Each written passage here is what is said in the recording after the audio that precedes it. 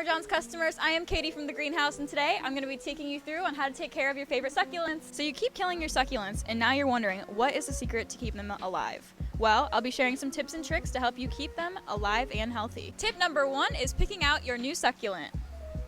When picking out your succulent, you want to make sure you're picking out a healthy plant.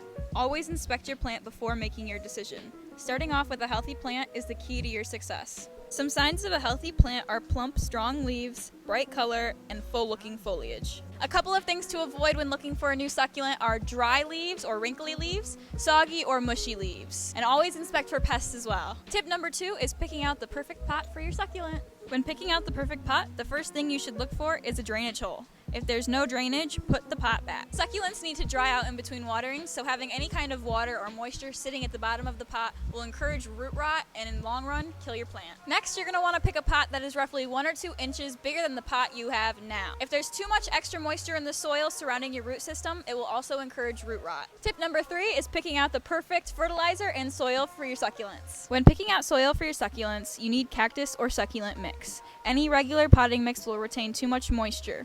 Succulent and cactus mix has added sand, perlite, and pumice for extra drainage and airflow to keep the root system from holding too much moisture. When picking out a fertilizer, you have to make sure that it is specifically for cactus or succulents. All fertilizers are made with different ratios of nutrients. The wrong ratio can harm your plant. Fertilize your succulents weekly during the summer and spring months, and never fertilize your succulents during the fall and winter months. Tip 4 is picking out the best spot for your succulent. You just got home and now you don't know where to put it? Well, I can help you. They're going to need at least 4 to 6 hours of bright light every single day. Morning sun is the best because it's a little bit cooler.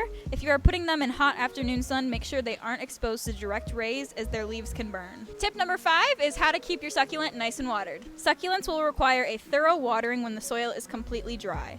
The best way to judge your plant is by constantly checking to see if the soil is dry every day.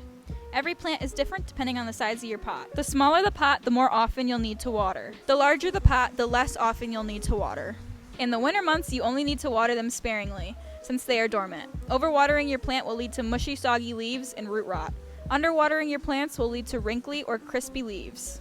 Those were our 5 tips to help you keep your succulents happy and healthy here at Farmer John's. As always, like and subscribe, and I'll see you guys later. Have a great day.